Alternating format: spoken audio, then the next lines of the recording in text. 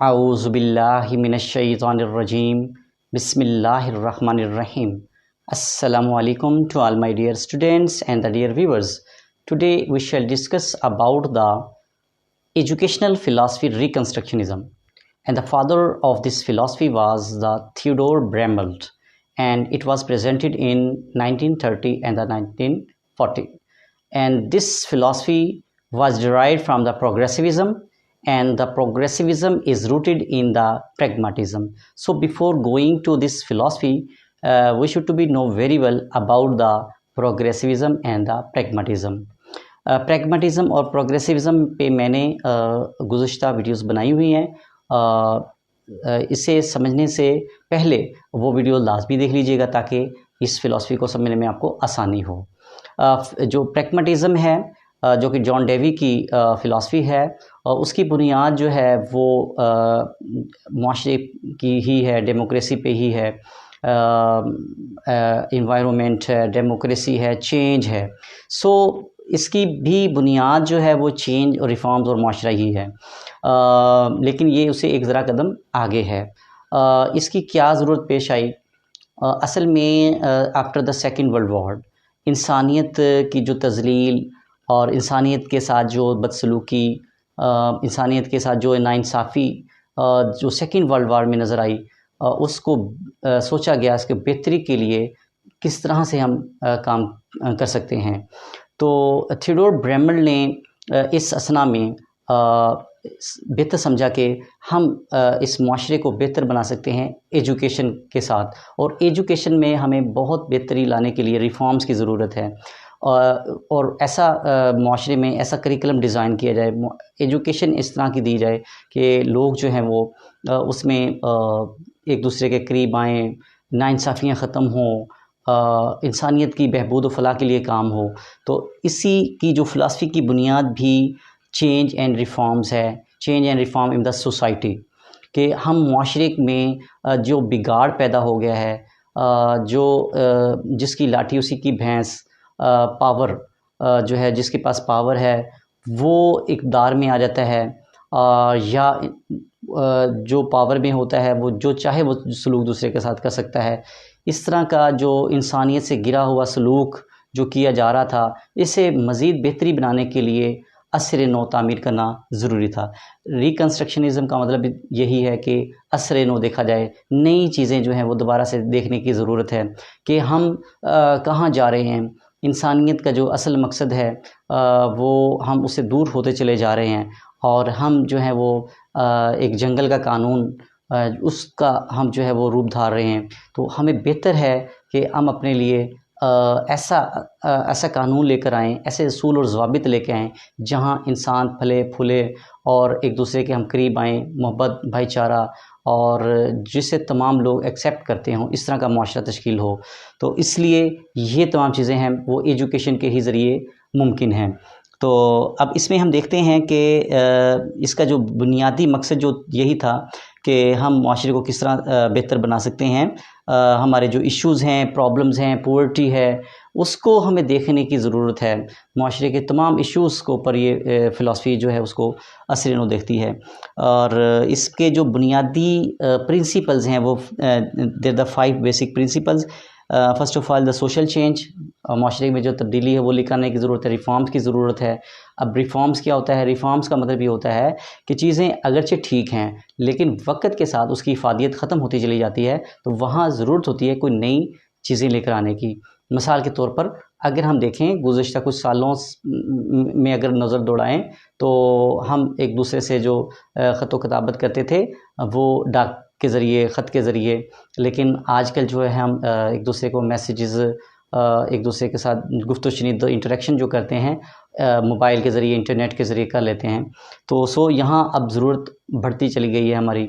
तो इसी तरह वक्त के साथ साथ ये चीज़ें तब्दील होती चली जाती हैं। इसलिए ये जो पूरी रिकन्स्ट्रक्शनिज़म है वो ताल्लुक़ भी इसका चेंज और कंटिन्यूस चेंज पर है, क्योंकि माशरे में हर वक्त के लिहाज से हर वक्त जो है वो तब्दील होता रहता है। इसी तरह हमें दोबारा से हर चीज़ों को दोबारा से देखने की ज़रूरत रहती है।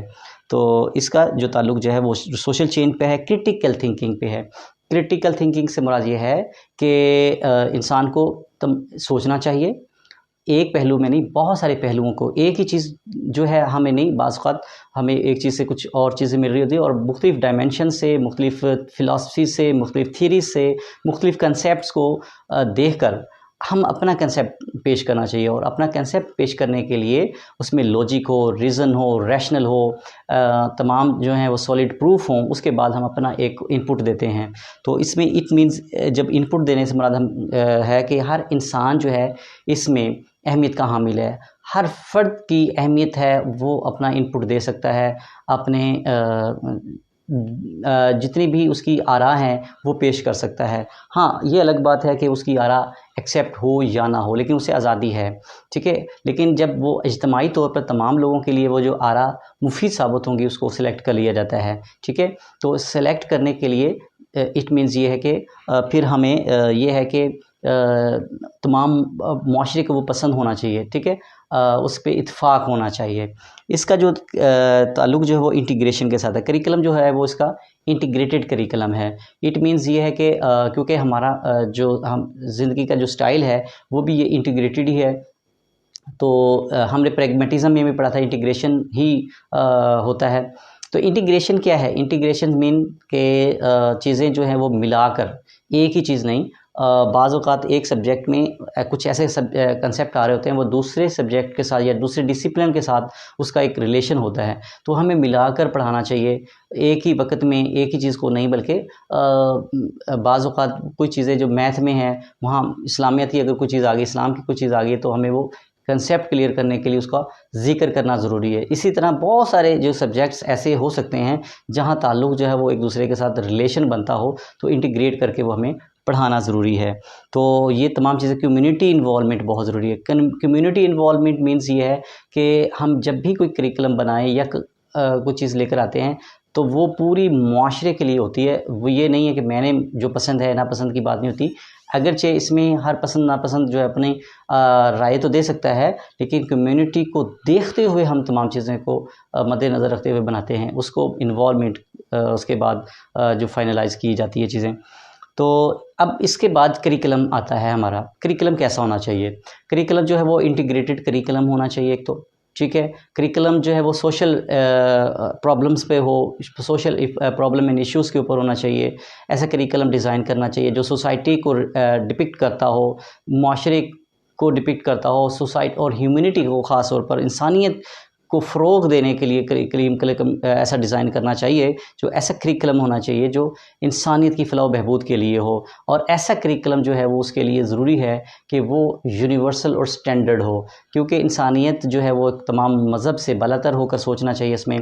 और एक इंसानियत का एक अलग मज़हब है जो कि हमें दर्स देता है, जो पूरी इंसानियत के लिए होता है, और पूरी इंसानियत के लिए वो यूनिवर्सल और स्टैंडर्ड बेस होना चाहिए कि हमें आज़ादी हो, हमें बोलने की आज़ादी हो, हमें मतलब ये है कि इंसानियत को एक स्टैंडर्ड हो, उसके लिए एक पैमाना है कि जिसके लिए हम कहाँ हमारे क्या-क्या पैरामीटर हो सकते हैं, जिससे पूरी दुनिया भर में उसको पज़ीराई हासिल हो। तो इस तरह का करिकुलम डिज़ाइन करना चाहिए। अब इसमें इस कंस्ट्रक्शनिज़म के मुताबिक जो है वो टीचर कैसा होना चाहिए? टीचर जो है वो क्योंकि ये एक इसमें सोसाइटी को हमने डेवलप करना है, तो टीचर जो है एक is a part of the society. इसमें टीचर जो है वो सोसाइटी का एक हिस्सा है, अलग नहीं है।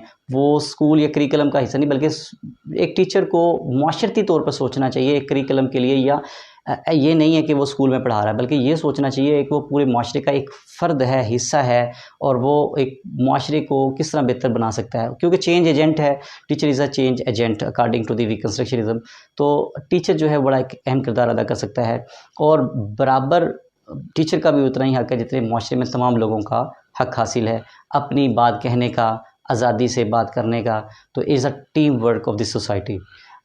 जो स्टूडेंट है, इसमें स्टूडेंट का क्या किरदार होता है? स्टूडेंट भी इसका एक टीम वर्क का एक हिस्सा है, सोसाइटी का हिस्सा है, ना कि वो स्कूल को समझा जाता है। वो भी एक मुआशरती तौर पर एक फ़र्द है एक पूरे मुआशरे का। तो वो भी अपना जो है वो अपना काम कर सकता है, टीम वर्क के ज़रिए अपना इनपुट दे सकता है, और तमाम लोगों की आरा को इसमें कदर की निगाह से देखा जाता है।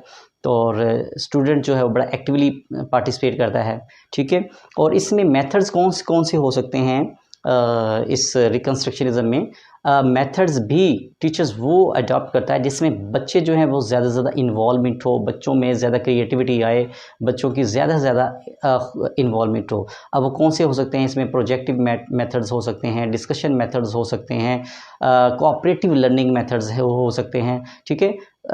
ओवरऑल जो भी मेथड्स हैं जिसमें ज़्यादा से ज़्यादा बच्चों की इन्वॉल्वमेंट हो, जिसमें कंस्ट्रक्ट करके नॉलेज को अपने तय कुछ सोच कर कोई चीज़ें नहीं लेकर आते हैं, इस तरह के मेथड्स को अडॉप्ट किया जाता है। और इसमें सब्जेक्ट्स कौन कौन से हो सकते हैं, सब्जेक्ट्स भी ऐसे होने चाहिए जो माशरती मसाइल को हल करने के लिए बच्चों को पढ़ाए जाएँ, और ख़ास तौर पे इसमें सोशल साइंसेस, ह्यूमैनिटीज़, इस तरह के सब्जेक्ट को ज़्यादा अहमियत दी जाती है।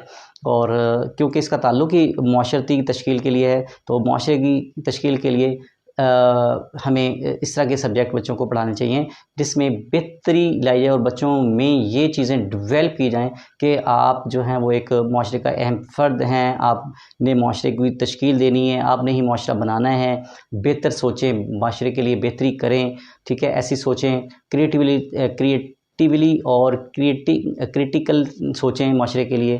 तो ये चीज़ें जो है वो माशरे को खूबसूरत और एक नया ढंग देती हैं। अब तक के लिए इतना ही काफ़ी है। अपना बहुत सा ख्याल रखिएगा। अल्लाह हाफ़िज़।